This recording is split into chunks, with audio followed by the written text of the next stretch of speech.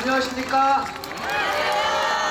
네, 정치 카페 20대 총선 특집이고요. 사흘 연속 저희가 현장 공개 방송을 하고 있는데 오늘은 그 두 번째 장소입니다. 창원에 내려왔습니다. 저는 여기 한 30년 만에 내려온 것 같아요. 옛날에 그 마창노련이라고 그때 한번 내려온 기억이 나고요. 열흘 앞으로 다가온 이번 20대 총선 최대 이변은 뭐니 해도 지금 부산, 경남, 그 다음 대구, 영남 벨트에서 반란이 일어나고 있습니다. 그 태풍의 눈, 야권 연대의 진원지가 바로 이곳 창원 성산인데요. 그래서 저희가 오늘 이곳을 찾았습니다. 저는 사회를 맡은 진중권이고요. 언제나처럼 노회찬, 유시민 두 분 선생님 나오셨습니다. 안녕하세요. 안녕하세요. 그 소리 좀 냈었는데요. 예, 저 오랜만에 우리 노회찬 후보께서 여기에 딱 다리 묶이시는 바람에 저희가 오랫동안 데이터 시스템으로 운영을 했습니다. 얼마 만에 뵙는 건가요? 같이 하는 게 3주 됐나? 2주 됐나? 3주 만인 거예요. 그렇죠, 3주 만이죠? 예, 한 3년 된 것 같습니다. 느낌이 오래된 것 같아요. 오랜만에 지금 유시민이, 노유진이 완전체로 결합을 했습니다. 창원에 딱 내리다 보니까 제일 먼저 눈에 들어오는 게 벚꽃이에요. 사실 저희가 어제 그 익산에서 하면서 거긴 벚꽃이 조금씩 피는 중이었거든요. 이제 막 올라오는 중이라서 야, 오늘 내일이면 여기도 이른바 팝콘 터지듯이 벚꽃이 필 거라 그랬는데 여기 오니까 정말 팝콘이 다 터졌더라고요. 그래서 그거 보고 저거 표현이 참 좋은 것 같아요. 팝콘이 터지듯이. 예. 그래서 정말 봄꽃이 활짝 폈는데요. 어떻습니까? 지금 여기 계속 여기 묶여 계셨는데. 예, 제가 사실 한 달 전에도 노유진에서 예고를 해드린 대로 2016년 대한민국의 봄은 창원에서 시작됩니다. 그래서 지금 온갖 꽃들이 한꺼번에 막 피고 있는데요. 제일 큰 꽃은 4월 13일 날 필 겁니다. 그 전에도 노예진 올라오시면은 저희 방송하는 시간도 아까우셨거든요. 야, 이거 1시간에 200편대 이러시면서 투덜투덜 거리셨는데요. 어떠십니까? 좀 돌아다니시면서 선거를 해보셨을 텐데요.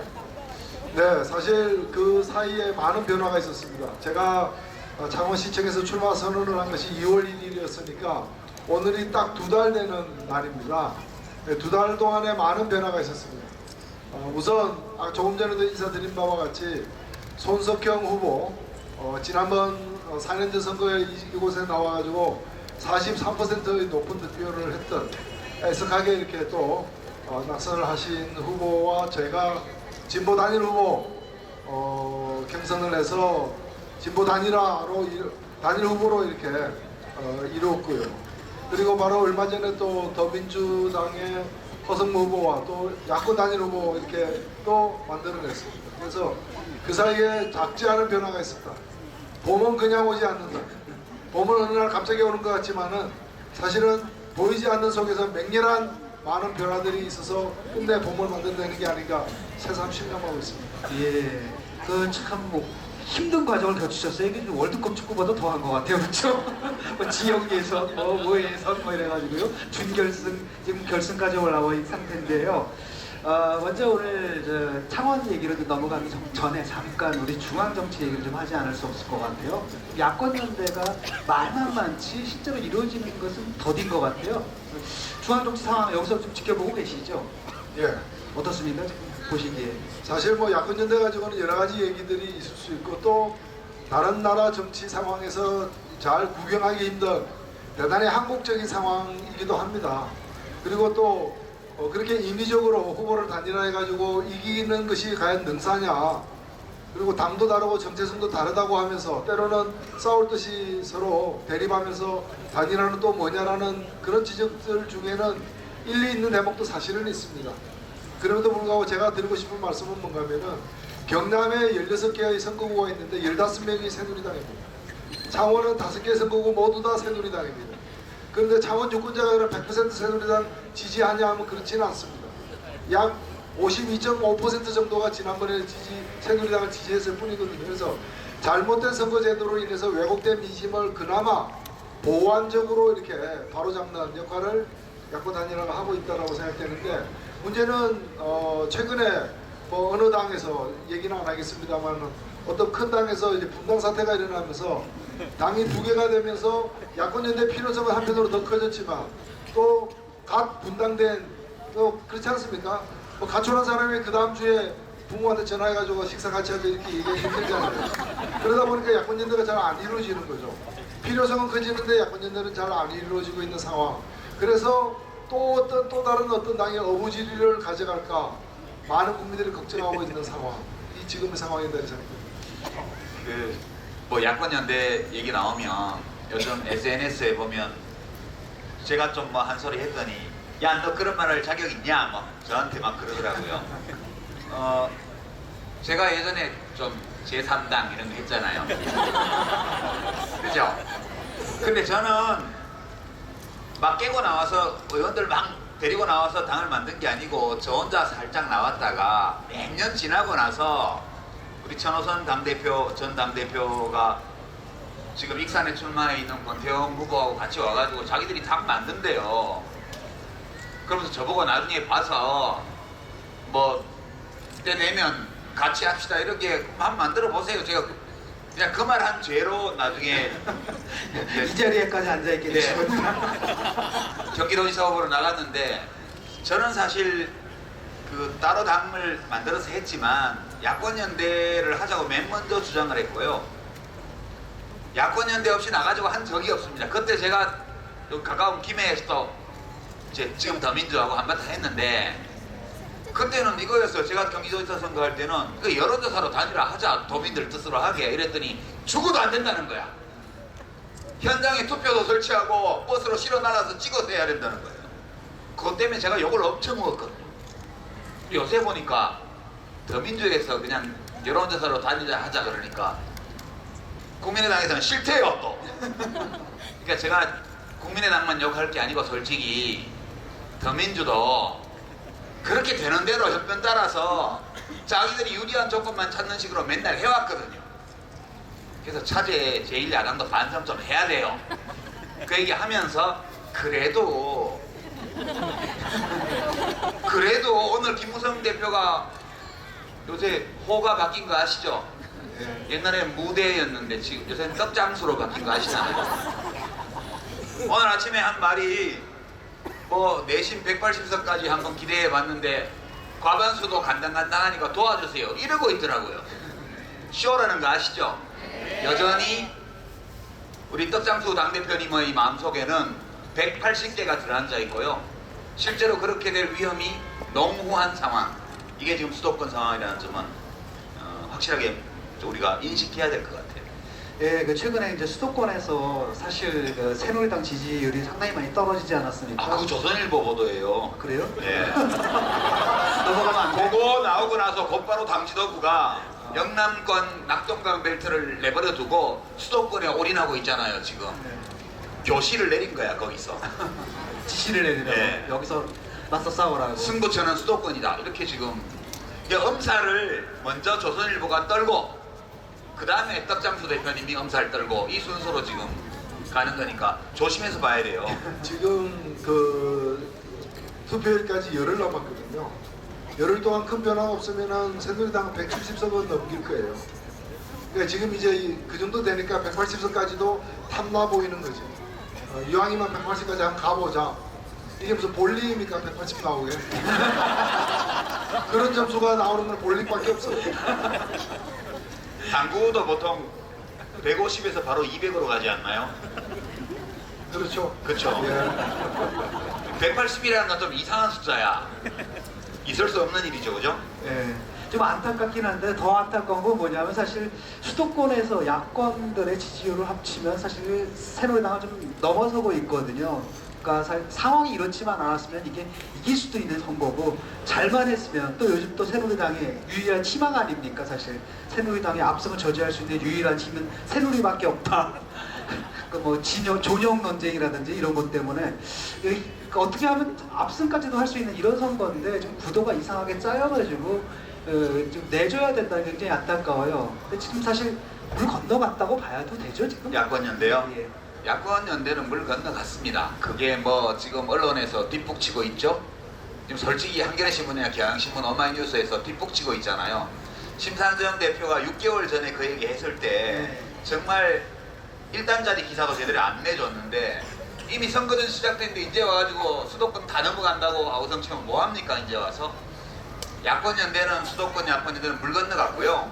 앞으로 남은 시간 동안 몇 군데 정도 경우에 따라서 후보자들이 결단해서 하는 데가 있을 수는 있겠으나 대부분의 선거구에서는 물 건너갔다 이렇게 보셔야 하고요. 이제 정치인들과 정당들이 이렇게 다수의 이 변화를 바라는 민심을 한 그릇에 담아내는 지혜를 발휘하지 못했잖아요. 사고를 쳐놓은 거거든요. 그래도 어떡합니까?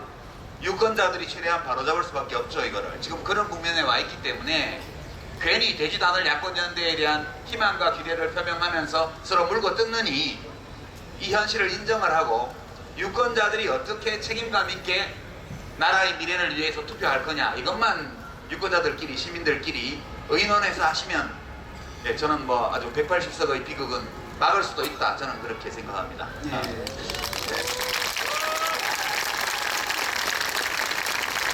사실 그 진보 언론이 좀 눈치를 보는 느낌이 있어요. 계속 눈치 보고 이쪽도 아니고 저쪽도 이렇게 간보고 저렇게 간보고 이러다가 그저께로 내가 기억을 하는데 그래서 제가 사실 사설 2개를 다 제 트위터로 날렸어요.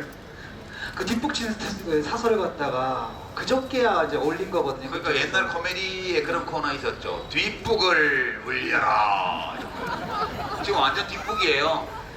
버스 떠났는데 버스 공문이 따라가면서 왜 갔어? 왜 갔니? 이러고 있는 그런 거니까 괜히 이런 상황에서 그런 보도들은 절망감만 만들 뿐이라고 저는 생각을 하고요. 지금부터 유권자 개개인이 어떻게 할 것인가 그 점만 우리가 논의하면 될 거다 이렇게 생각합니다. 책임을 묻는 거는 선거 끝나고 나서 다음 기회에 또 물으면 되죠. 그죠? 네. 너무 험하게 얘기했나? 예, 지금 뭐 아까도 우리가 들어오면서 얘기하기를 그 낙동강 벨트가 요동치고 있다. 그 진원지가 바로 요건 창강 성산이라고 말씀드렸는데요. 지금 수도권은 그렇다 치고 재밌게도 좀 예상하지 못했는데 대구하고 부산이 지금 분위기가 심상치 않은 것 같아요. 그 진실한 사람들이 이렇게 별로 지금 보니까 공당에서 후보를 추천하는 원리가 그 진실한 사람이라는 기준이잖아요. 그러니까 국민한테 봉사하는 사람이 아니라 대통령에게 봉사할 사람 뭐 이러다 보니까 정말 보수적이라고 스스로 생각하는 분들까지도 염증을 좀 느끼는 것 같습니다. 그래서 박근혜 정권을 심판해야 한다는 여론에 공감하는 영남 일대 유권자들의 표심도 지금 감지가 되고 있죠. 그래서 무엇이 영남 벨트에 반란을 부추기고 있는지 한번 털어보도록 하겠습니다. 영남 벨트라고 하면은 대구에서 시작해서 한쪽 끝은 대구입니다. 그 다음에 울산을 거쳐서 양산을 지나 부산, 그 다음에 거제, 김해, 창원에까지 이르는 이걸 이제 이번 4.13 총선에서 영남 벨트라고 그러는데 이 벨트가 만들어진 것은 두 사람의 배우가 있어요.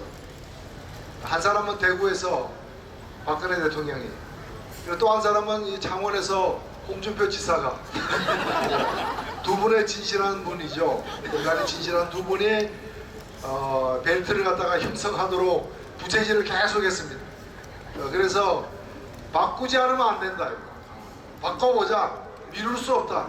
지금부터 바꿔야 된다. 이런 기운들이 곳곳에서 터져 나오는데 결과적으로 보니까 그것이 대구에서 시작해서 창원에 이르기까지 또는 창원에서 시작해서 대구에 이르기까지. 그래서 이번에 영남도 그렇습니다. 아까 제가 16석 중에서 영남에서 경남이 16개의 선거구 중에서 새누리당이 15개를 먹었다고 했는데 이번에 일단 최소한 세 군데는 야당이 지금 이미 뭐 승리가 확정적이다라고 저는 보여지고 어디예요? 예. 그것이 바로 저는 뭐 얘기하지 않았습니다. 예. 저는 아무 얘기하지 않았습니다. 다만 여러분들이 여기에 왔을 뿐입니다. 그리고 여기 가까운 곳에 뭐가 있죠? 김해, 예, 김해, 갑, 을.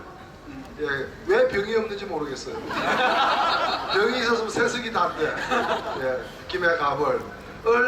이거는 이제 택시 탈 때 기본 요금이고요. 좀 더 달리면 추가 요금, 이제 추가 의석이 발생할 수도 있다 해서. 예. 지금 뭐 또 제일 먼저 이제 말하는 군대가 대구였던 것 같은데 예. 대구 민심에 좀 이반이 보이죠? 예, 대구에 옛날에 제가 출마해봤던 그 옆 동네. 예, 가슴 아프. 예, 그 아니 뭐 별로 가슴 아픈 건 없고 머리 아프. 제가 그 주호영 후보한테 더블 스코어로 졌거든요. 66대 33 그렇게 졌는데 그 옆 동네에 이한구 의원이 있었어요. 근데 제가 대구에 갔더니 시민들이 저보고 막 뭐라 하는 거예요. 왜 주호영이 동네에 왔어? 이한구 동네에 가지. 이한구 의원이 그때부터 대구에서 제일 인기 없는 국회의원이었어요. 그게 수성 갑이거든요. 그러니까 갑에 왔으면 좋았을 텐데 왜 어뢰 왔냐고 저보고 막 야단을 치시더라고요. 그때 갑에 갈 걸 그랬나 봐.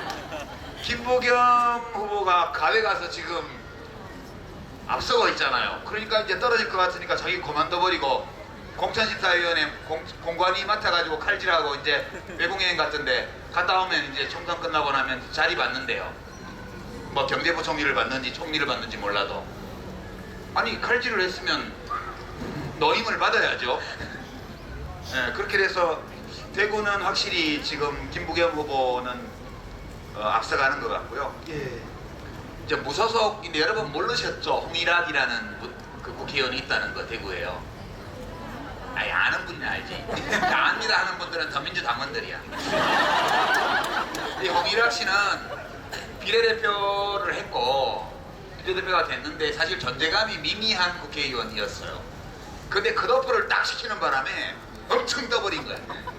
그래서 지금 대구 시민들이 이 사람 몇 년 동안 여기 와서 엄청나게 열심히 노력했던 사람인데 저 더민주에서 이 사람 안 알아주고 잘라버렸다 이거예요. 그러면서 동정 여론도 오고 이러면서 본인은 이제 무소속으로 이제 뭐 다시 공천 줄게 이랬는데 복당 안 하고 사실 존심 한번 상하면 국방도 준다고 돌아가기도 그렇잖아요. 그래서 무소속으로 하는데 거기도 괜찮대요. 만약 대구에서 야당이 2개 이긴다 그러면 이거는 상당히 심각한 문제죠. 예, 그렇게 되면 이제 이한구 전 의원은 포상 받아야죠. 자리를 못 받게 되겠죠. 뭐 잘했다고 자리를 줘요. 그리고 이제 박근혜 대통령은 하나 깨닫게 되실 것 같아요. 그게 총선 끝나고 나면 이제 친박 후보가 반이 넘는답니다. 지금 한 60%가 친박이래요. 근데 그래봤자 총선 끝나고 대선 국면 들어가면 다 딴 데 가서 줄 설 거예요. 박근혜 대통령이 배신을 싫어하니까 개를 좋아하실 것 같아. 근데 그 개는 중성스럽잖아요. 근데 우리 진 교수 말이 인간 개는 진짜 개처럼 중성스럽지 않대요. 그 배신 말씀을 하시는데 사실 그렇거든요. 그 배신하는 사람들은 어떤 사람들이냐면 진실한 사람이 배신을 해요. 진실하지 않은 사람들이 하는 거 배신이 아니야. 원래 그런 거고. 그러니까 나는 그 개인적인 트라우마는 알겠어요. 근데 알겠는데 그걸 피하기 위해서 진실한 사람 해봤자 바로 이제 그 사람들이 결국 자기를 갖다 배신하게 될 텐데 어차피 그 권력이다라는 게 그렇잖아요. 그 사람들이 과거의 권력에 줄을 서겠어요. 미래의 권력에 줄을 서겠어요. 그리고 또 각각에 잘 보이려고 하는 사람들이 자기 원칙 갖고 신념 갖고 정치하는 사람들은 아닌 거잖아요. 네. 그럼 그 원리에 따라 또 이제 분명히 배신을 하겠죠. 근데 한 사람 더 소개해야 될 것 같아요. 누구? 경북에는 여러분들 주목하시는 선거구가 없죠. 대구만 해도 이렇게 2군데 있는데 예, 경산청도 여기가 진박 감별사 최경란 의원의 지역인데요. 여기는 야권 단일 후보와 지금 맞대결을 하고 있습니다. 여기 정의당 소속의 배윤주 후보가 혼자 출마해가지고요. 지금 배윤주 후보 완전 신났어요. 당락은 차치하고 일단 야권의 대표 선수로도 혼자 나와가지고 뭐 1번, 2번 당도 좋아, 3번 당도 좋아, 4번 당도 좋아. 심지어는 1번 당도 진박만 아니면 다 모여 이렇게 지금 선거운동을 하고 있다고. 진짜 주목할 만한 선거구예요. 또 하나 더 있습니다. 예. 부산의 그 사구을 선거구 아시죠? 거기 그 조경태 의원이 이렇게 당정을 과감하게 바꾼 그 불우한 정치인이 한 분이 있죠. 근데 거기에 대항해서 정의당에서 유홍 후보가 거기에 출마를 했는데 이분은 스스로를 노유진 팬들을 대표해서 출마했다. 그래서 그 실망한 사구 주민들의 민심을 대변하는 역할을 톡톡히 하겠다고 지금 열의를 불태우고 있습니다. 예, 지금 부산 상황은 어떤가요? 부산의 부산 북강서구 갑에서 박민식 새누리당 의원하고 전재수 더민주 후보 리턴 예. 대시 중이잖아요. 지금 어떻게 나오고 있나요? 거기는 지금 여론조사상으로는 전재수 후보가 오차범위 밖으로 앞서가고 있는 걸로 그렇게 보도되고, 거기 전재수 후보도 아마 사수생일걸요? 각종 선거에 지금 3번 떨어지고 4번째 나온 걸 보고요. 예. 그 옆에 또 박재호 후보도 있고요. 그쪽은 후보들이 부산은 꽤 많습니다. 3번, 4번 떨어지고 다시 도전하는 후보들이요. 네, 그렇죠. 전재수 후보는 지금 봐서는 좀 가능성이 많이 있지 않나 그렇게 지금 생각합니다. 예, 지금 대구 경북에서 불고 있는 그 정권 심판론 열풍 보니까 그 여론조사를 보니까요. 그 여권 지지층에서도 정권 심판 여론이 지금 급증하고 있는데 그 TK에서 물론 이제 가장 큰 폭으로 상승했다고 합니다. 한 달 새에 정권 심판 여론이 원래 23.3%밖에 안 됐는데 거기서 49.3%를 갔고요. 또 부산, 울산, 경남도 같은 기간에 39.5%였는데 그게 이제 51.9%, 그러니까 거의 한 11, 12%가 확 올라갔다는 거죠. 근데 이런 이 민심 위반의 원인이 뭘까요? 대통령이죠. 아, 선물 보따리요? 그 얘기 들으셨어요, 노 대표님? 무슨 선물? 아니 그 조혜진, 조원진, 조혜진은 그 쫓겨난 그 무소속 후보고, 조원진, 이름이 비슷비슷해. 거기 뭐 박근혜 대통령이 대구를 위해서 큰 선물 보따리를 준비하고 계신다 이랬는데 그게 동남권 신공항, 이명박 정부 때 막 시끄럽다가 물밑으로 들어간 그게 이제 밀양에 하냐 가덕도에 하냐 가지고 막 싸웠잖아요. 다시 대구권 권역에 신공항 가지고 오겠다는 뉘앙스로 말을 하는 바람에 그 얘기 못 들으셨어요? 경남 후보 맞아요? 아니 그게 말이 안 되는 얘기죠. 사실 지금 여러분 울진에 공항 있는 거 아세요? 울진에 공항이 있습니다. 전기 항로 아시아나든 카리 대한항공이든 전기 항공편이 한 대도 다니지 않은, 국내 전기 항공편이 한 대도 다니지 않은, 외국 비행기도 한 대도 다니지 않은 그런 공항이 있습니다. 그래서 공항이잖아요. 빌공짜 공항.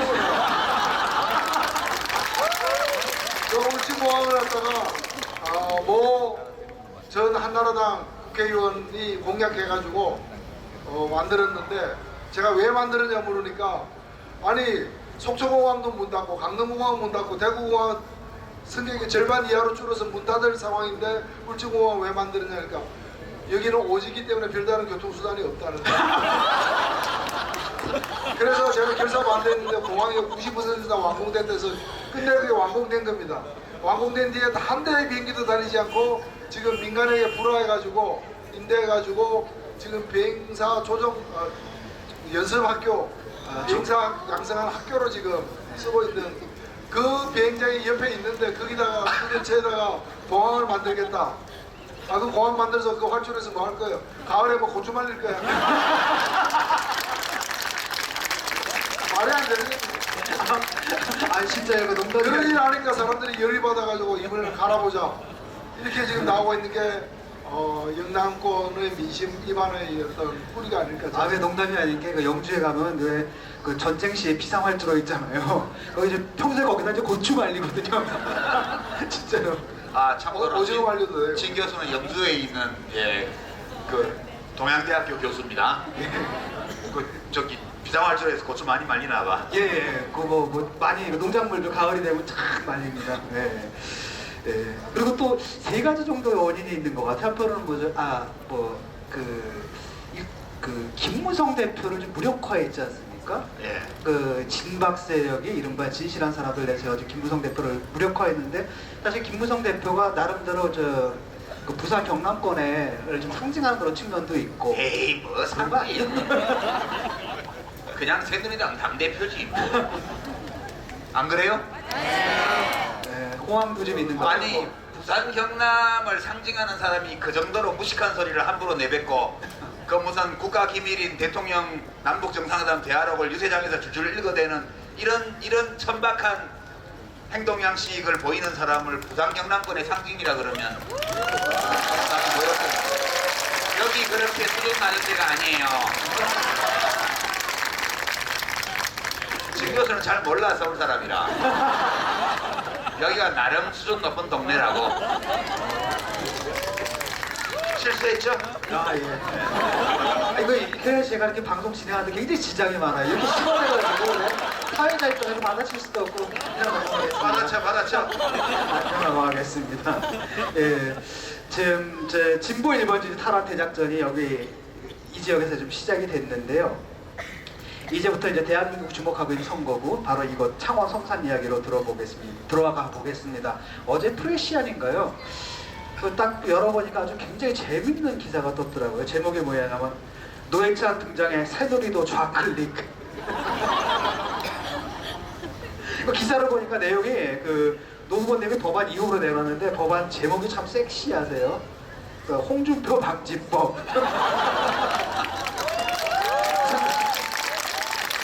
저는 뭐 우리가 아무리 지금 저출산이 큰 문제이긴 하지만은 그래도 이런 사람 함부로 나오면 안 된다. 그래서 홍준표 방지법이라고 한 건 아니고요. 도지사 한 명이 사실 우리나라 헌법 제31조는 모든 의무교육은 무상으로 한다 이렇게 되어 있습니다. 그리고 법률에 의해서 중학교까지가 무상입니다.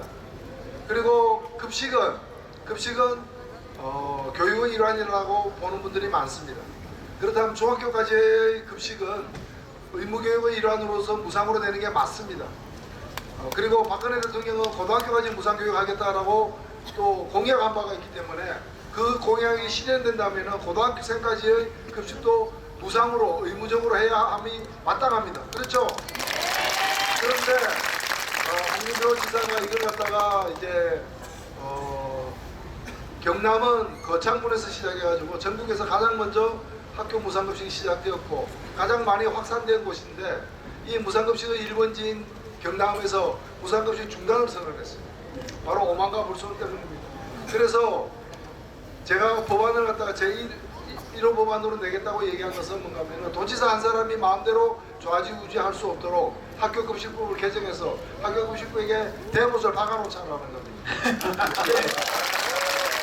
문제는 홍준표 지사가 2년여 동안 주민소환운동이 벌어질 정도, 도지사에 대한 불신임 주민소환운동이 벌어질 정도로 많은 도민들이 반대하는 이 무상급식 중단을 밀어붙이고 있을 때 15명의 새누리당 의원, 창원시 5명 새누리당 의원 전부 다 그 중에서 단 한 번도 이러면 안 됩니다 라고 얘기한 사람이 없어요. 여기 동네 국회의원도 그랬어요? 이 동네 국회의원은 작년 12월 달에 홍 지사의 무상급식 중단은 숭고한 뜻이다. 진실한 사람이 아니라 숭고한 사람. 숭고한 뜻이다 라고까지 얘기했는데 선거가 딱 시작되니까 지금 플래카드에 뭐라고 붙여있는가 하면은 무상급식 중단을 번복시킨 공로는 자기에게 있다. 아, 번복했어요? 번복한 게 아니라 이제 선거가 막 다가오니까 번복하는 척? 네, 번복하는 척 하고 있는 거 아주 충분치는 않습니다만은 다시 재개하겠다는 뜻을 지금 피력하고 있는데 그리고 무상급식을 갖다가 학교 의무급식을 법제화하겠다. 그 숭고한 뜻이라고 얘기했던 사람이 학교 무상급식을 법제화하겠다. 라고 지금 얘기를 하고 있어요. 아, 그 얘기가 나오는 걸 보니까 선거가 좀 불리한가 보다. 그 후보한테, 강기훈 후보한테 좀 불리한가 봐요. 앞서고 있으면 절대 그렇게 안 할 것 같은데. 근데 제가 걱정되는 게 하나 있어요. 이분이 이제 이것만 공략한 게 아니고 또 다른 공약이 뭔가 하면은 사실 제가 진박이지 않습니까? 아는 사람은 아십니까? 저는 친구입니다. 아니 이번 선거 끝나면은 어떻게 보면 박근혜 대통령과 저만 남을지도 몰라요.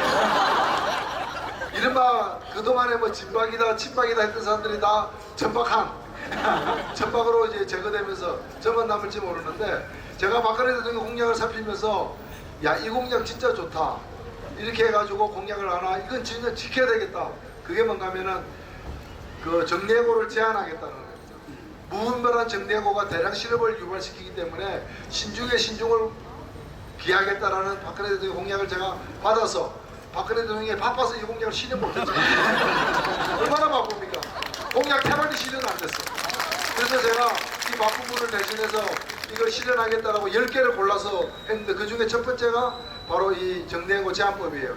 근데 여기에 대해서 새누리당 후보가 갑자기 이걸 또 받아가지고 자기가 하겠다는 근데 한 수 더 떠가지고 박근혜 대통령이 최근에 자신의 공약을 정면으로 어긴 게 쉬운 해고 아닙니까? 해고를 어렵겠다고 공약해놓고 당선돼놓고 그 다음에 쉬운 해고를 추진하겠다 했는데 이분이 플래카드 여러분들 가시다가 보면 보입니다. 플래카드에다가 쉬운 해고 척결 새누리당 후보의 쉬운 해고 척결 저한테는 박근혜 척결로 읽힙니다. 그러니까 인간계들은 진짜 걔만큼 중도스럽지 않아. 아 이거는 진실한 사람이 아니죠. 유승민 의원을 어떻게 해서 저는 쫓겨났습니까? 그러니까 이분이 지금 그러면서 저성과자 해고 제한법을 입법하겠다고 저성과자를 성과가 적다는 이유로 함부로 해고하겠다고 해서 지금 각종 노동조합이나 현장에서 굉장히 분노하고 있는데 불안해하고 있는데 이걸 제한하겠다라고 어찌 보면 한나라 당론 새누리당 당론으로 채택할 수 없는 그런 얘기들을 많이 하고 있는데 그래서 제가 이분이 이러다가 조금만 한 걸음만 더 가면 이제 정의당으로 오는 겁니다. 그렇죠. 여기 갑시다. 근데 이거는 요즘 경찰청에서 이런 사건을 담당하는 팀 이름이 지능범죄수사팀이에요. 저 보이스피싱 이런 거 거기서 단속하거든요. 아, 그렇습니다. 예, 파밍 이런 거요. 인터넷 사이트 해킹하고 돈 빼내는 거 이런 거 단속하는데 사실 플래카드냐 전화냐 차이만 있지 피싱이 이런 마찬가지 아니에요? 예. 지능범죄수사팀에 맡겨야 될 것 같아요. 그렇게 지능이 있어 보이지는 않던데. 하여튼 제가 안목이 이렇게 부족합니다. 예, 이번에 이제 공약으로 내신 법안 1호가 그 정례예고 제한법이고 2호가 지금 홍준표 방지법인데 아무래도 이건 민심과도 연관이 있겠죠. 특히 경남 그 학부모들 같은 게 얼마나 열받겠어. 딴 지역에 산다 무상급식 하는데 이상한 도지사 하나가 있어가지고 왜 우리만 남들이 누리는 권리를 우리만 못 누려? 라고 열받은 아니 부분도 그건 진짜 있고. 내가 제 아들이 고등학생이 됐어요. 네. 근데 고등학교 입학하는 날 저보고 이렇게 허허 아빠 왜 허허 이러더니 제가 고등학생이 됐어요. 허허 이러더라고요. 근데 걔가 중학교 다닐 때 제가 경기도에도 살고 서울도 살았는데 학교에서 밥을 주잖아요. 저 정치 그만두고 좀 잘 벌어요. 세금도 많이 내고. 근데 우리 애 밥값을 나라에서 내줬어요. 근데 생각해보니까 이 경상남도에는 사실 나 정도라도 버는 분들이 그리 많지는 않아요. 그죠? 근데 그분들이 애들 중학생들 밥값을 막 5만원씩 4만 몇천 원씩 내는 거야. 내 일은 아니지만 가슴이 많이 아팠어. 그걸 막아야죠. 저는 그 진보 정치 1번지라고 이제 불리지 않습니까? 창원 성산이 그 정도로 그 과거의 그 노동운동의 역사도 굉장히 강하고요. 사실 저 30년 전에 외웠던 것도 그때 그 관련해가지고 취재차 왔었던 기억이 나는데 이쪽에 그 유권자 구성이 그 사이에 또 어떻게 많이 변하지 않았습니까? 어떻게 변했는지 궁금해요. 창원은 이 도시가 계획도시입니다. 원래 이 창원 지역에 지금 이 자리가 옛날에는 논밭 한 가운데 있는 학교 자리예요. 상남 초등학교 학교 자리입니다. 제 김경상대 후보가 이 학교 여기 이 유서 깊은 이 학교 출신입니다. 아주 좋은 학교 나오신 거죠. 예, 근데 이걸 깔아뭉개고 계획도시로 해가지고 공단을 설립하고 오늘날까지 왔습니다. 그래서 우리나라에서 어찌 보면은 이 제조업 비중이 가장 큰 도시예요. 그건 사실입니다. 그러나 인구에서 노동자와 그 가족이 절대 다수를 차지하고 있는 건 또 아니에요. 어차피 지금 고용 문제라거나 여러 가지 많은 어려움들이 있고 서비스라거나 자영업 부분이 전체 비중이 더 크기 때문에 그렇게 온통 다 노동자의 도시인 건 아닙니다. 그래서 저는 어떻게 생각하냐면 진보정치 1번지라고 했는데 저는 그 말은 잠시 유보하고 싶어요. 정확하게 얘기하자면 그냥 정치 1번지입니다. 정치 1번지라는 뜻은 뭐냐? 정치 1번지라는 뜻은 뭐냐면은 우리가 남이가 이러면서 찍지 않는다는 거예요. 그냥 내 판단은 내가 한다는 거예요. 그러니까 1번지 아니에요? 수준 높은 거 아니에요? 그래서 창원시가 그렇고요. 특히 성산군에 계신 분들은 수준이 높습니다. 그리고 남이 뭐 한다 그래서 따라하고 뭐 혈육이 어떻고 그리고 투표하러 갈 때 평소에 생각 생각 안 하다 갑자기 내 고향이 어디든가 여기 한 보고 내 원적이 어디든가 뭐 이렇게 하고 투표소에 가는 게 아니라 내 생각이 뭔가 이런 걸로도 투표하는 분들이기 때문에 그래서 저는 독립적인 투표를 한다는 의미에서 정치인이 먼지다. 다만 그런 어떤 독립적인 정신이 지난 시기에 두 번에 걸쳐서 권영길 후보를 선택하는 진보정당의 후보로 대표적인 분을 선택하는 그런 아주 이변이라면 이변이고 쾌거라면 쾌거를 낳았기 때문에 진보정치 1번으로 되어 있지만은 진보면 무조건 찍어주냐? 안 그렇다는 거죠. 저는 이 지역에서 가장 매력은 묻지마 투표를 안 한다는 거고 그 묻지마 투표에는 묻지마 진보도 없다라는 겁니다. 진보도 잘하면 찍어주고 못하면 안 찍어주는 동네가 이 동네입니다. 그래서 이 동네 저도 바로 그 당사자입니다만은 정신 똑바로 차리지 않으면 저 낙선합니다. 그렇죠? 네. 그래서 잘해야 찍어준다. 그런 점에서 저는 매력 있는 것이라고 생각합니다. 자세가 됐네. 역시 선거에 나오면 자세가 중요해요. 저처럼 이러고 다니면 떨어지기 딱 좋아. 제가 노유진 출신입니다. 예, 선거운동 좀 많이 하셨을 텐데 어떻습니까? 좀 경험담이라고 해야 되나요? 또 재밌는 에피소드도 좀 많을 것 같고 또 여기 이제 돌아다니시다 보면 또 그 우리 청취자들 만나게 되지 않습니까? 저도 이렇게 가끔가다 내리다 보면 갑자기 뭐 지역에 내려가거나 이러면은 막 반가워서 인사하시는 분들이 되게 이거 듣고 잘 듣고 있습니다 이렇게 인사를 많이 하거든요. 그래서 그 유세 운동을 지금 하고 계신데 그 과정에서 겪었던 일들, 뭐 에피소드도 이런 게 있으면 소개 좀 해주십시오. 예, 뭐 겪었던 일들은 많습니다. 많고 지금도 한번 가고 싶은데 저는 사실 부산 출신이거든요.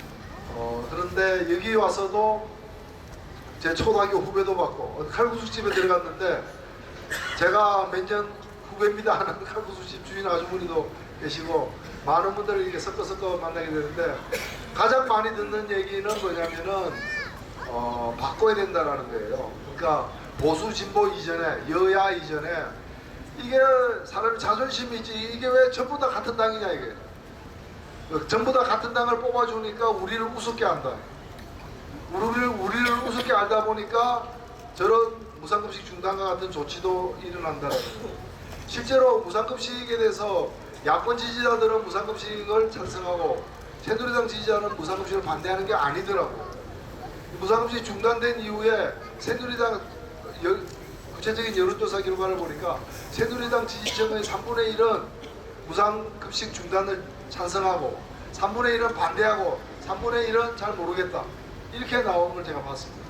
그러니까 어찌 보면 다수의 국민들이 굉장히 싫어하는 일들이 겁도 없이 마구 이렇게 추진되고 있는 거예요. 이것이야말로 사람들을 우습게 보는 거예요. 사실 정치인들이 제일 무서워하는 건 표입니다. 표. 제일 좋아하는 것도 편데. 아 그렇죠. 좋아하는 거와 무서워하는 게 같다는 게 비극이죠. 건강에 굉장히 해로운 겁니다. 건강에. 아니 꼭 그런 건 아니에요. 아니 뭐 담배 피신 분들도 다 마찬가지예요. 그런데 이분들이 제일 싫어하는 게 정치인들이 제일 무서워하는 게 표인데 그런데 왜 무상급식 중단을 함부로 하느냐?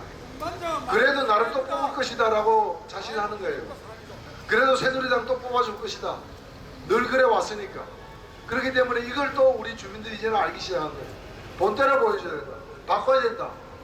한 군데만 바꿔서는 안 되지만 그래도 경남에서 바꾼다면 창원부터 바꿔야 되는 거 아니냐. 왜? 정치 1번지는 창원의 성산이니까. 창원 성산부터 바꿔야 되는데 이게 창원 성산의 자존심 아닙니까? 자존심.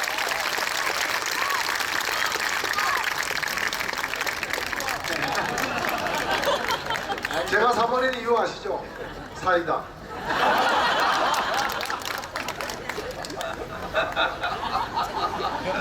야 자기 자랑이 그때 들으셨다.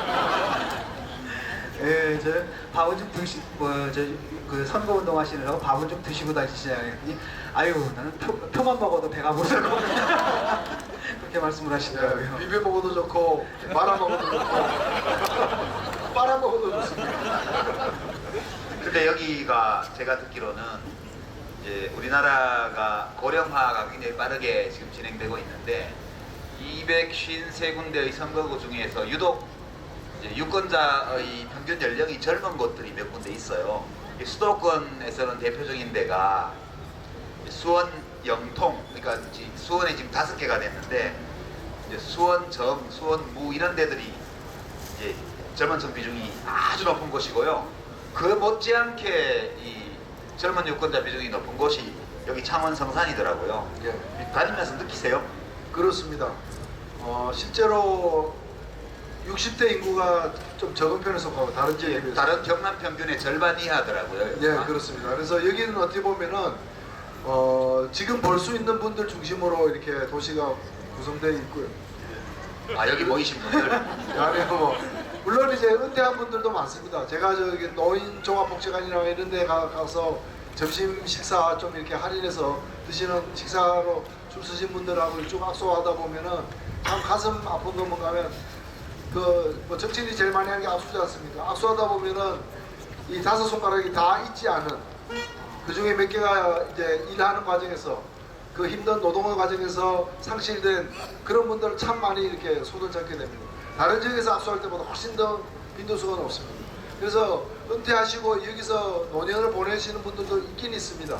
그러나 다른 지역보다 좀 적은. 그래서 어찌 보면은 번 돈을 가지고 애들이 또 다 타 지역으로 떠나면 같이 가거나 아니면 좀 더 시골 같은 데로 이렇게 낙향하거나. 창원에도 집값이 장난 아니에요 여기. 예, 여기가 네. 비쌉니다.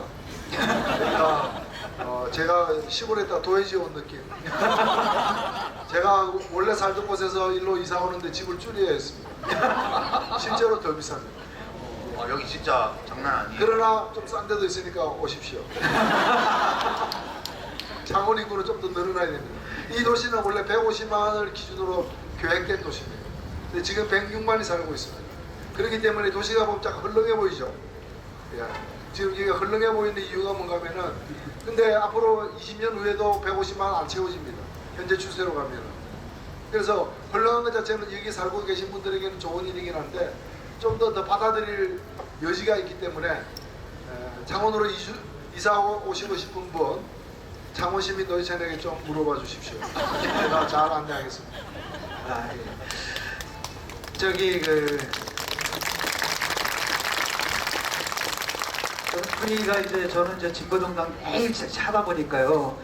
이렇게 선거운동 뭐 나가잖아요. 그러면은 이제 분위기가 좀 그렇죠. 옛날에 민주노동을 할 때는 또 멱살도 잡혀야 이 민주당 놈들 하면서 근데 집권여당이었잖아요. 그 욕까지 같지만 이랬는데 울산 가니까 분위기가 이제 확 다르더라고요. 거기는 뭐 그 진보정당에서 여당 같은 느낌? 그러니까 우리 후보 이름은 아는데 그 새누리당 후보 이름을 모르는 분들이 계시더라고요. 그래서 뭐 이런 데도 있구나, 이런 별세계도 있구나 이런 느낌이었는데 창원 성산에서 그 운동하시면서 이제 뭐 서울에서도 해보셨지 않습니까? 19대 때, 20대 때도 해보고 어떤 차이 같은 게 좀 있나요?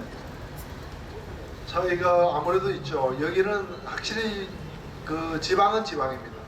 그러니까 서울이라는 것은 서울이라는 하나의 지방이 아니라 서울에 있는 사람들은 그냥 중앙으로 착각하고 그냥 이제 살아가는 거죠. 서울이라는 지방 내지 지역의 개념은 별로 존재하지 않습니다. 근데 여기는 이 자체가 하나의 작은 우주죠. 이 속에서 필요한 것들 다 있고 모든 것들을 갖추고 있기 때문에 이게 하나의 우주면서 또 이런 우주들이 소우주들이 모여있는 큰 우주를 또 다시 이제 서울을 바라보는 저로서는 지방에서 서울을 바라보는 느낌을 가진 적이 별로 없는 사람입니다. 어릴 때 뭐 부산에서 자랐지만 근데 워낙 나이가 어렸을 때고 그런데 그런 걸 새롭게 보게 되는데 아무래도 이제 창원은 산업도시이기 때문에 전국 각지에서 모여들었습니다. 그리고 원주민분들도 꽤 계시지만은 그 수는 어차피 굉장히 비율은 적은 것이고 오래 계셨다고 하는 분들도 보면은 여기가 한 40년 전에 40여 년 전에 공단이 처음 시작된 것이기 때문에 그때부터 계신 분들이 어찌 보면 거의 뭐 토착민 비슷한 그런 지위를 갖고 계신 거죠. 그 정의당 같은 경우에 이제 서울에서는 지지율이 꽤 나와요, 사실은. 뭐 국민의당을 앞서기도 하고 20대에서는 30대죠? 30대 시절에서는 새누리당을 앞서요. 아 수도권에서. 수도권에서는 그런데 그러니까 아무래도 이제 저희 그 지역에서는 아직까지 정의당 그 브랜드가 없지 않습니까? 인지도가 좀 낮고 그런 당의 후보로 나와가지고 좀 아무래도 이제 불리한 점도 많을 텐데요. 그 시민 여러분들이 정의당대에 대해서 어떤 얘기를 하고 어떤 요구를 하고 계시고 또 어느 정도 인지하고 계신지 궁금합니다. 예, 뭐 사실 정의당은 창원은 좀 높은 편입니다. 예. 높은 뭐 많이 나올 때는 10%도 넘어가고요. 그거 요새 별로 높은 거 아니에요, 정의당. 옛날하고 다르다니까. 예. 노 대표님이 여기 내려오시기 전하고 달라요. 요즘은 한 15%는 가야 이 동네는 특별히 좀 높다 이렇게 얘기해요. 맞는 말씀인데. 이거나 말이거나. 아니 맞는 말씀인데 이런 말씀 들으면 아 창원 중앙역에 도착한 지 몇 분 안 됐구나. 여기는 여전히 전반적으로 낮습니다. 낮은데 그건 호남도 마찬가지고 영남 전체가 낮은데 그 속에서는 다소 높다라는 뜻이고요. 근데 저는 어떤 걸 꼭 정의당만이 아니라 이런 걸 느낍니다. 저보다도 나이 많으신 어른들 얘기를 들으면 과거에 이 창원이라거나 특히 마산이라거나 부산 심지어는 대구까지 다 야성이 강한 뭔가 저항심이라거나 개혁성이라거나 이런 그냥 힘이 세다고 해서 그냥 따라가지 않는 그런 이제 야당 도시로서의 성격이 강한 곳이었는데 언제부터인가 물론 그 언제부터인가 따져보면 우리가 노유진에서도 한번 살펴본 바 있지만 YS 3당 합당 이후로 이제 YS가 야당 지도자였는데 갑자기 여당이 되면서 그 지지층도 함께 나도 오늘부터 여권의 모양이다 뭐 이러면서 가버렸던 그때부터 시작해서 오늘까지 이렇게 여당 일색으로 되어버린 게 있지만 그러나 DNA를 속일 수가 있습니까? 환경 때문에 그렇게 맞춰 산 지가 오래되긴 했지만은 야성이 꿈틀거리고 있는 거거든요. 이 마산만 하더라도 3.15 부정선거에 항의해가지고 대차게 싸웠던 곳이 그게 바로 마산 아닙니까? 부마항쟁도 부산 마산의 항쟁 아닙니까? 광주 항쟁 이전에 있었던 일이죠. 그래서 저는 이번 창원 성산에서 한 번의 선거에서만 반짝하는 것이 아니라 지금 김해에서 벌어지고 있는 변화 또는 대구에서 이렇게 새롭게 나타나고 있는 현상 이런 일들이 앞으로 점점 확산될 것이다.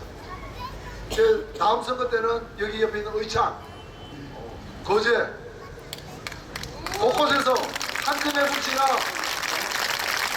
요번에 불씨가 타올라가지고 광야를 불태우고 어디로 갈 거냐? 수도권으로 진짜 수도권 진짜 서울을 좀 그만 기다리고 있는 거 기다리고 있을 거죠? 기다리는 거야 어렵지 않죠. 아니 안에서 선문 열어주고 뭐 이래야지.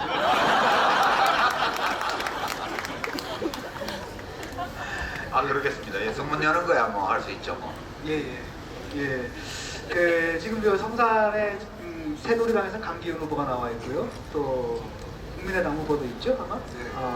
그 손석형 후보 아까 제가 인사를 좀 드렸는데 열심히 좀 도와주고 계시고 너무 감사드립니다. 또 1차 단일화를 그분과 했었고 2차 단일화는 이제 허성무 후보가 했고요. 그러면 또 당연히 이제 3차 단일화는 어떤가? 어떻습니까? 예, 뭐 우리 2차 단일화를 함께했던 허성무 그 후보는 공동선대위원장을 맡으셨고요. 예, 그래서 아주 활약을 기대되고요. 그 다음에 또 한 명의 야권 후보가 있습니다. 제가 속해 있는 정의당은 국민의당도 일단 야당으로 규정하고 일단은 2단은 제가 못 받았어요. 야권 연대를 제안한 바 있습니다. 공식적으로 제안한 상태입니다. 그러나 잘 아시다시피 당대당의 연대는 이미 뭐 시간상 거의 불가능한 상태로 되어버렸고요. 후보가 있는데도 남은 시간 동안 그야말로 예외적인 몇 군데 이외에는 쉽지 않은 상태이고 좀 귀가 어두우신가요 혹시 그분이? 제안을 했는데 못 들으신 거 아닙니까? 아니, 귀는 굉장히 크게 달고 계시는데 얼굴 표정을 보니까 듣긴 한 것 같습니다. 그런데 이 창원에서 저희들은 그런 마지막까지 남은 마지막 시간까지 좀 성실히 연대를 성사시키기 위해서 노력을 할 것입니다. 물론 그러나 그 결과에 대해서는 미지수다 이렇게 말씀을 드릴 수 있고 결과와 무관하게 큰 야권 연대는 이미 반은 아니지만 일자인 이루었기 때문에 이걸 바탕으로 유권자들의 마음을 모아나가는 일을 하겠다 이렇게 생각하고 근데 있습니다. 잘 되실 거예요. 이게 노회찬 후보님은 행복하신 편이라 여기는 일단 단일화를 이제 이제 1라운드, 2라운드 이렇게 성사시켰잖아요. 근데 이제 당대표, 정의당 당대표로 있는 심상정 후보는 거기 지금 4파전이에요. 4파전인데 거기 더민주에서 막판에 공천을 했잖아요. 그걸 약간 당에서 후회하면서 어떻게 설득을 해서 어떻게 단일화에 응해보게 하려니까 전화를 안 받는데요. 후보가. 예, 그 어떤 정파도 후보가. 더민주의 후보가 중앙당 전화를 안 받는데요. 근데 전화 연결이 안 되니까 당직자를 보내가지고 찾으러 다녔대요. 찾을 수가 없대요. 잠적하셨어요. 예, 그래서 지금 옥새도 없이. 선거운동도 안 한대요. 하여튼 여하튼 예, 그런 어려운 조건에서도 지금 당선이 유력하다 이런 말씀은.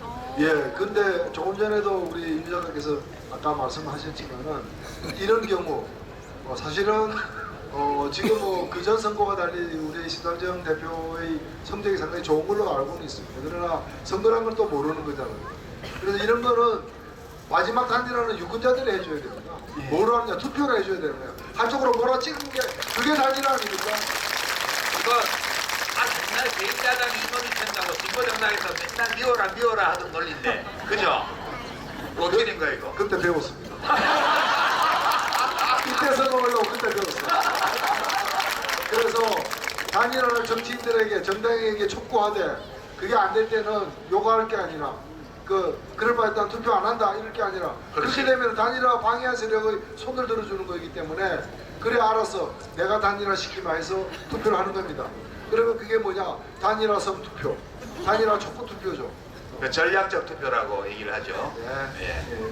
그 지금 야 3당을 보게 되면 좀 단일화, 그 야권 연대에 가는 입장들이 이게 그 스펙트럼인 것 같아요. 국민의당 같은 경우에는 아예 원칙적으로 당대당 야권 연대를 없다라고 잘라 말하고, 정의당 같은 경우는 6개월 전부터 네. 당대는 야권 연대를 해야 한다고 주장했는데 더민주가 헷갈리는 것 같아요. 이 사람들 야권 연대를 하자는 얘기인지 말자는 얘기인지 자기들 스스로도 정리가 좀 안 된 부분이 그거는 솔직히 우리 이제까지 더민주가 제일 큰 당이고 책임이 크기 때문에 좀 조심했어요. 더민주 얘기할 때. 근데 이제 솔직히 말을 하면 좀 너무 무성의해.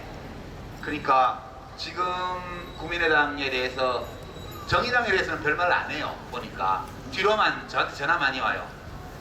정의당 후보 중에 제가 친한 사람 많잖아요.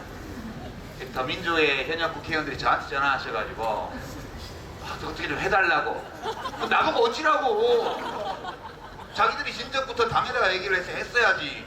그게 무슨 제가 정치도 안 하는 사람인데 야무게 자네 좀 사퇴하면 어때? 이렇게 하는 게 불가능하잖아요. 일을 이렇게 만들어 놓고. 그리고 지금 국민의당에 대해서 이제 야권연대 공세를 하는 것도 문재인 대표가 어제도 오늘도 그 말씀 하시던데 저 사실 문재인 대표 되게 좋아하지만 좀 아닌 것 같아요. 좀 그 말씀은 사실 야권연대가 된다고 생각하고 그 말씀을 하시는 게 아니고 국민의당이 야권연대를 거부하는 정당임을 각인시키려고 지금 하는 거예요. 제가 볼 때는. 물론 문재인 대표가 대표직에 계실 때는 대화 잘 됐어요. 막 흔들어서 그분이 나가지만 않았더라도 야권연대 잘 돼서 전국적으로 1대1 했을 거예요. 그래서 제가 야멸차게 문재인 대표에 대해서 말은 못하지만 그래도 지금 이 판국에 와가지고 점장선 씨는 이렇게 얘기하는데 불리한 지역도 단일화하겠다. 그럼 안 하려고 그랬어? 그러니까 지금까지? 지금 문재인 대표가 뭘 맡고 있는 건 아니잖아요. 그렇죠. 그러니까 지금 제가 볼 때는 방금 말씀하신 것처럼 문재인 대표 시절에는 좀 잘 되는 듯 했는데 잘 됐어요. 예, 비대위 넘어가고 이러면서 잘 안 된 겁니다. 안 됐는데 그 왜 안 됐느냐? 제가 볼 때는 욕심이 많았던 것 같아요. 더민주당이 총체적으로 보면 그래서 한편으로는 야권연대 하려고도 했고 또 다른 한편으로는 야권연대에서 뭔가 득을 보려고도 했지만 다른 한편으로는 정의당하고 야권연대 안 함으로써 득을 보려고 안 하는 것처럼 우린 정체성이 다르다 이러면서 그러면서 뭔가 거리를 둠으로써 득을 보려고 하는 둘 다를 먹으려고 하는 거예요. 이게 문제가 있는 거지. 아니 비빔밥을 먹으려면 비빔밥을 먹고 설렁탕을 먹으면 설렁탕을 먹어야 되는데 이번 꼬름만 가면 설렁탕에 비빔밥 말아서 먹는 거야. 맛이 없어. 둘 다 먹으려고 하다 보니까 이 꼴이 났다. 문제가 많아요. 그러니까 알 수 없지 뭐. 지금 저 노 대표 노회찬 후보 말씀대로 유권자들이 고도의 정무적 판단을 할 수밖에 없다. 예. 뭐 정무적 판단을 뭐 당대표만 하나? 우리도 할 수 있어. 그죠? 예. 원래 근데 이게 그 정당에서 해야 할 일이잖아요. 그렇죠. 그걸 왜 그냥 유권자한테 그러잖아요. 참 사는 게 피곤한데 이런 문제까지 우리한테 넘기는지. 아니 근데 그게 정당만 그런 게 아니고 요즘 원래 대통령이 국민 걱정해야 되는데 국민이 대통령 걱정하잖아. 민주공화국에 살다 보면 어떨 때는 국민이 대통령을 챙겨야 되고 국민이 정당을 챙겨야 돼요. 할 수 없지 뭐. 그죠? 예. 어떤 유권자 여러분들의 그 현명한 선택에 기대를 해보기로 하고요. 여기서 이제 선거 운동을 하다 보면 조금 좀 비판이 섞인 질문일 수도 있습니다. 새누리당 강기훈 후보가 자기가 이제 토박이다라고 얘기를 하면서 노회찬 뭐 낙하산이냐 또 이렇게 이제 비판을 하잖아요. 낙하산요? 낙하산 공천 아니냐 이렇게 비판을 하잖아요. 사실 그렇죠? 낙하산 공천은 아니고요. 낙하산을 저를 뭐 비판하는 건 괜찮은데 뭐 패러글라이딩 협회라거나 특전사라거나 우리 국방의 제 첨단에서 있는 그런 분들을 이렇게 폄하해서는 안 된다. 그러니까 낙하산이 뭐 어땠어? 그런 얘기죠, 그죠? 그렇죠. 문제는 낙하산 타고 내려오는 건 문제가 아니라 낙하산 없이 뛰어내리는 게 문제죠. 네, 저는 이제 뭐 그렇게 생각이 들어요. 아니, 뭐 토박이 좋은 거죠. 그러나, 예를 들면 시장에서 과일 장사하는 사람들도 손님, 제 과일이 맛있습니다. 더 쌉니다. 이거 사주세요. 이렇게 하는 것이지. 손님, 저는 이 지역 토박입니다. 사주세요. 그리고 저 사람은 서울에서 내려왔어요. 사지 마세요. 이런 장사꾼 봤어요. 과일 하나 받고 그렇게 안 받는 거예요.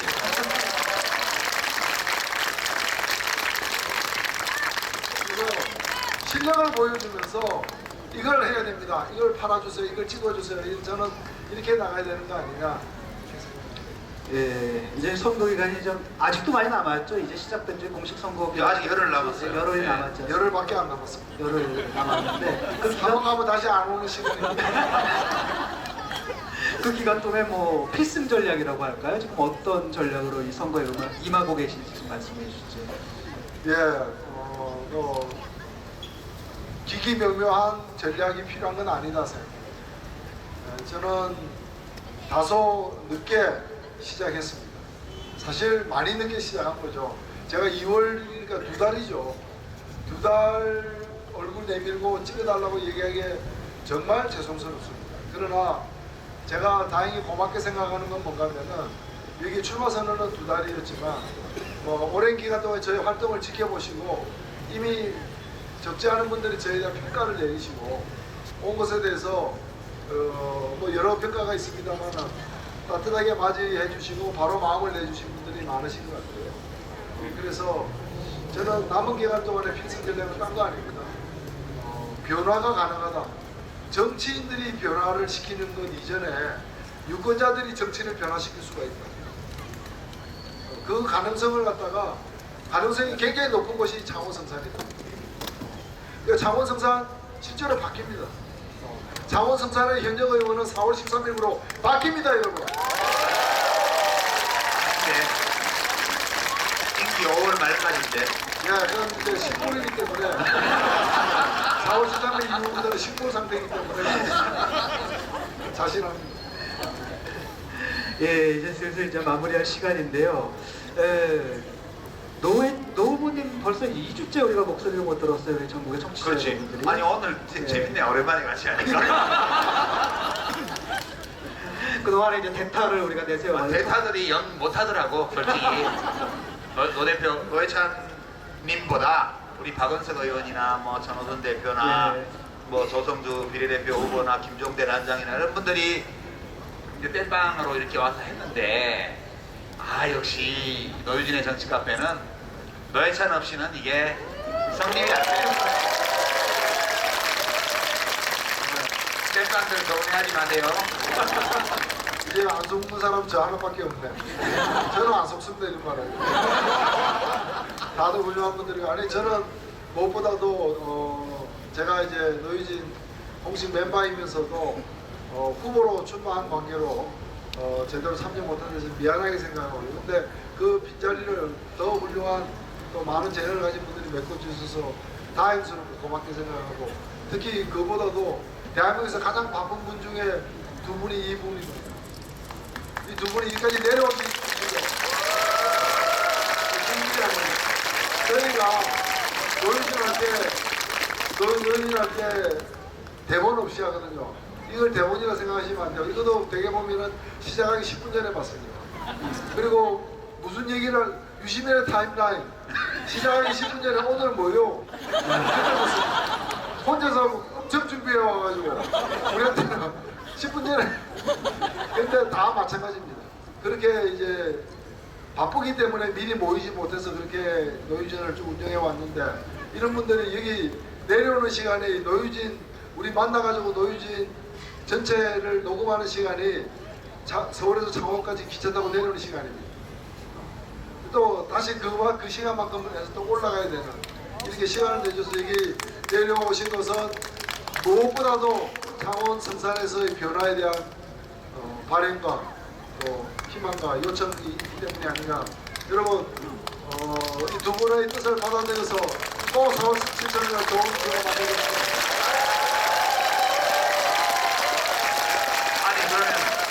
아니 우리 노래찬 후보님 당선되시면 우리 또 와야 돼? 아니죠.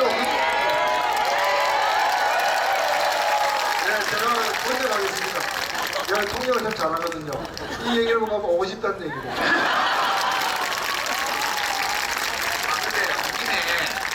우리 저 노회찬 후보님한테 질문 하나 있는데, 네. 제가 그 전에 강연하러 이렇게 와보면 여기 창원 시내 여기 보면 막 모텔, 바 뭐 이런 거 엄청 많잖아요. 빌딩 전체가 마시고 이렇게 노래 부르고 노는 빌딩들도 여러 개 있고요. 그런데 막 애들 보면 좀 곤란할 그럴 홍보 전단 뭐 명함 이런 거 있잖아요. 이상한 언니들 와 있는 얼굴 있는 그런 거 막 바닥에 막 완전 막 뿌리고 다니더라고. 밤에 보니까. 요새도 그래요? 그거 어떻게 좀 척결 못해요? 여기 뭐 여성단체에서 활동하시는 분도 계실 텐데, 뭐 많이는 아니지만 제가 피부로 느끼는 그 전보다는 좀 줄어든 것 같고요. 많은 분들이 노력하는데 더 노력할 겁니다. 제가 선거 사무실 있는 건물에도 7개가 있습니다. 노래방. 네. 노래 굉장히 좋아하십니다. 아니 노래방은 좋아. 노래방도 좋고 바도 좋고 다 좋은데 그 길거리 막 뿌리고 다녀서 학교 갔다 오는 아이들이 그거 다니면서 보고, 이거는 내가 경찰서장이면 아주 한 달이면 아작을 내버릴 것 같더라고 내 기분이. 아니 제가 정말 강연을 우리나라 웬만한 도시를 다 다니는데 창원이 제일 심한 것 같아요. 그게 창원이 제일 심한 도시 중에 하나예요. 그거는 정말 손좀. 창원에서 요 지역이 주로 그렇습니다. 예. 상남도. 이 지역이 뭐 전국에서 제일 그 유흥업소들이 밀집되어 있다 보니까 지금 지적하신 그런 문제들이 많고요. 이게 이제 이런 부분들을 갖다가 좀 빨리 해결하려면은 뭐 사실 자주 와야 되겠죠. 아니 내가 와서 뭐예요? 경찰서장이 확실하게 동원해갖고 그거를. 아니 그래서 자꾸 이런 말씀 해주셔야 경찰서장이 목을 자꾸 만질 거 아니에요. 붙어있나 떨어져 있나. 예. 하여튼 뭐 그거 좀 손 좀 봐야 되겠습니다. 그죠? 예, 이제 슬슬 이제 마칠 때가 됐는데요. 그 마지막으로 좀 정의당 지지율이 지금 한 2% 정도 부족한 것 같아요.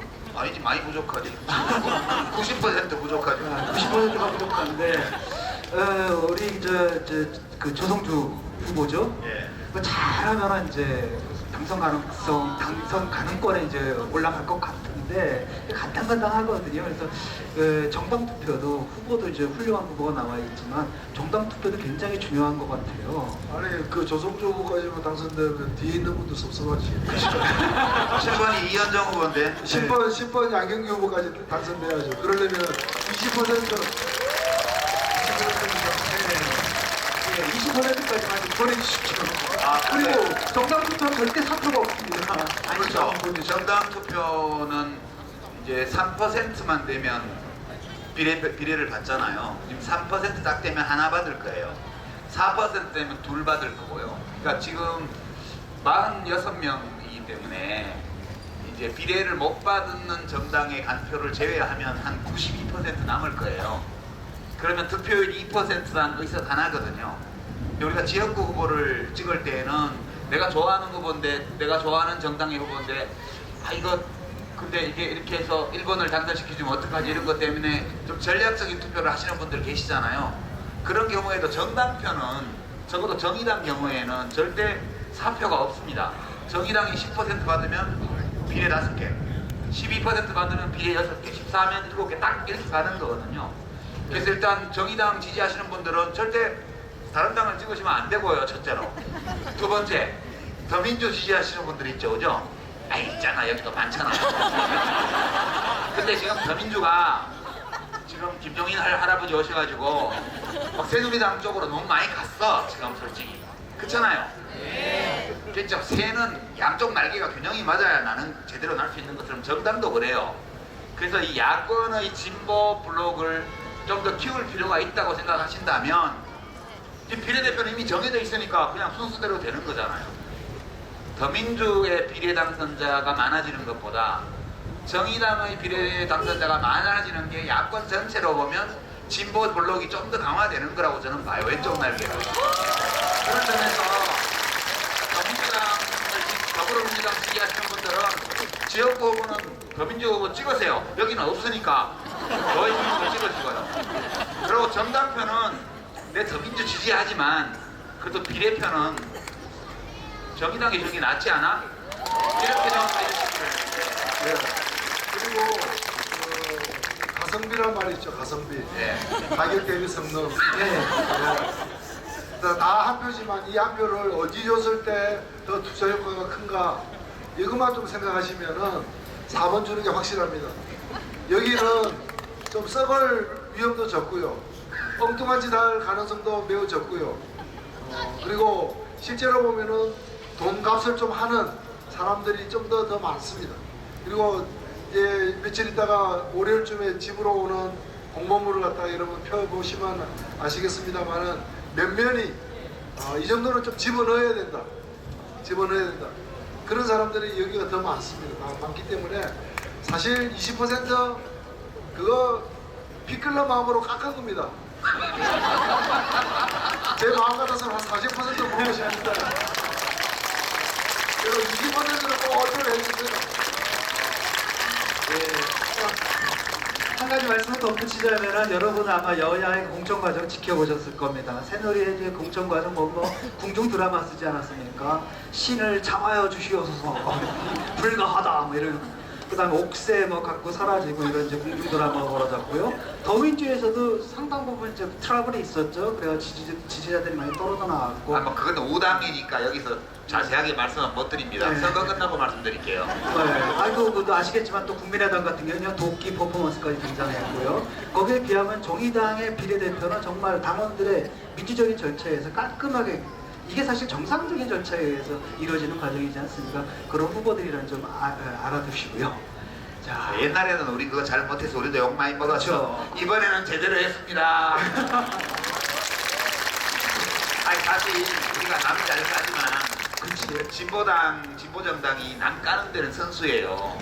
그럼 남을 그렇게 잘 까면 지도 잘해야 될 거 아니야. 근데 지는 얼마나 잘하고 있냐 이거예요.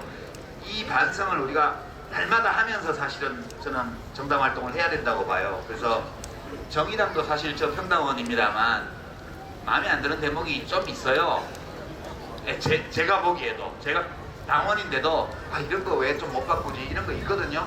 우리 정의당이라고 다 잘난 건 아니고요.